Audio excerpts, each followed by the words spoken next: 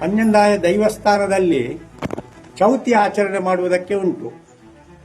ಚೌತಿ ಮಧ್ಯಾಹ್ನ ಭಂಡಾರ ಮನೆಯಲ್ಲಿ ಆಗುವುದು, ರಾತ್ರಿ ಅಲ್ಲಿ ಕಾಣದಾಯನ ಅಂತ ಕೊನೆಯ ಒಂದು ದೈವದ ನೇಮೋತ್ಸವ ಆಗುವಂತಹ ಸ್ಥಳಕ್ಕೆ ಅಲ್ಲಿ ಹೋಗಿ ದರ್ಶನ ಪಾತ್ರಿಗೆಯಲ್ಲಿ ದರ್ಶನ ಬಂದು ಅದರಲ್ಲೊಂದು ಒಂದು ಕ್ರಮ ಉಂಟು. ಆದರೆ ನಮಗೆ ಆ ದೈವದ ಮತ್ತು ಕುತ್ತಾರ ಗುತ್ತಿಗೆ ಸಂಬಂಧದ ಬಗ್ಗೆ ಇಲ್ಲಿ ಆ ಚೌತಿಯ ಹಿಂದಿನ ದಿವಸ ಪಣವು ಕಟ್ಟುಣೆ ಅಂತ ಒಂದು ಕ್ರಮ ಉಂಟು. ಇಲ್ಲಿ ನಮ್ಮ ಕುತ್ತಾರ ಗುತ್ತಿನ ಚಾವಡಿಯಲ್ಲಿ ಅದರ ಪರಿಚಾರಕರು ಮತ್ತೆ ಎಲ್ಲರೂ ಬಂದು ಇಲ್ಲಿ ಸೇರಿ ಹಿಂದಿನ ಕಾಲದಲ್ಲಿ ಕಬ್ಬು ತರುವುದಕ್ಕೆ ಹಣ ಕೊಡುವಂತಹ ಒಂದು ಕ್ರಮ ಆ ಚೌತಿಗೆ ಬೇಕಾಗುವಂತ.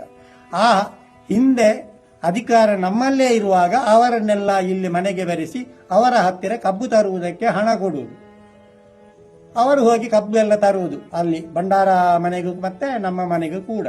ಆದರೆ ಈಗ ಅಧಿಕಾರ ಅವರ ಕೈಯಲ್ಲಿದ್ದರೂ ಆ ಒಂದು ಪರಂಪರೆ ಈಗಲೂ ನಡೆಯುತ್ತಾ ಉಂಟು. ಸಾಂಕೇತಿಕವಾಗಿ ಬಂದು ಕುತ್ತಾರ ಗುತ್ತಿನ ಚಾವಡಿಯಲ್ಲಿ ಪ್ರಾರ್ಥನೆ ಮಾಡಿ ಆ ಹಣವನ್ನು ಕೊಡುವಂತ ಸಾಂಕೇತಿಕವಾಗಿ ಆ ಪೂಜಾರಿ ಮತ್ತು ಆ ಮೂಲ್ಯಣ್ಣನವರ ಕೈಯಲ್ಲಿ ಕೊಡುವಂತ ಕ್ರಮ ಈಗಲೂ ನಡೆದುಕೊಂಡು ಬರ್ತಾ ಇದೆ. ಇಲ್ಲಿ ಭಂಡಾರ ಬಯಲು ಎನ್ನುವಂತಹ ಸ್ಥಳದಲ್ಲಿ ಅಲ್ಲಿ ಹಿಂದೆ ಕುತ್ತಾರ ಗುತ್ತಿಗೆ ಸಂಬಂಧಪಟ್ಟ ಒಂದು ಭೂಮಿ ಇತ್ತು, ಕೃಷಿ ಭೂಮಿ. ತದನಂತರದಲ್ಲಿ ಅದು ಏನೋ ಕಾರಣಾಂತರದಿಂದ ಪರಭಾರೆ ಆಗಿದೆ. ಕುತ್ತರಿಮಾರಿ ಎನ್ನುವಂತಹ ಒಂದು ಗದ್ದೆ, ಅದರಲ್ಲಿ ಒಂದು ಕಡೆಯಲ್ಲಿ ಒಂದು ಕಟ್ಟೆ ಉಂಟು. ಆ ಕಟ್ಟೆ ಅಲ್ಲಿಗೆ ಭಂಡಾರ ಹೋಗುವಾಗ ಆ ಕಟ್ಟೆಯಲ್ಲಿ ಅಲ್ಲಿ ದರ್ಶನ ಮಾಡಿ ಕಟ್ಟೆಗೈಕೊನ್ನಿ ಅಂತ ಅಲ್ಲಿ ಉಂಟು.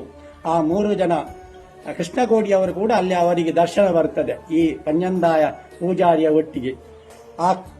ಆ ಕುತ್ತರಿಮಾರಿ ಗದ್ದೆಗೆ ಬಾರೆ ಹಾಕುವಂತ ಒಂದು ಕ್ರಮ ಉಂಟು. ನಮ್ಮ ನಾವು ಬಾರೆ ಹಾಕುವುದು ಅಂತ ಹೇಳುದು, ಬಾಳೆಯ ಒಂದು ಗಿಡವನ್ನು ಆ ಗದ್ದೆಯ ಮಧ್ಯದಲ್ಲಿ ನೆಡುವಂತಹ ಒಂದು ಕ್ರಮ ಉಂಟು.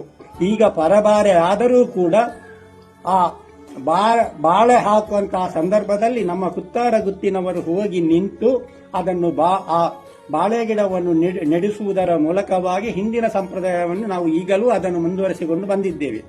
ಆದುದರಿಂದ ಈ ಪಂಜಂದಾಯ ಬಂಟ ಈ ಕೊರಗತನ ಎನ್ನುವಂತಹ ದೈವ ಮೂಲದಲ್ಲಿ ಕುತ್ತಾರ ಗುತ್ತಿಗೆ ಸಂಬಂಧಪಟ್ಟದ್ದು ಎಂಬುದರಲ್ಲಿ ಯಾವುದೇ ಸಂಶಯವಿಲ್ಲ.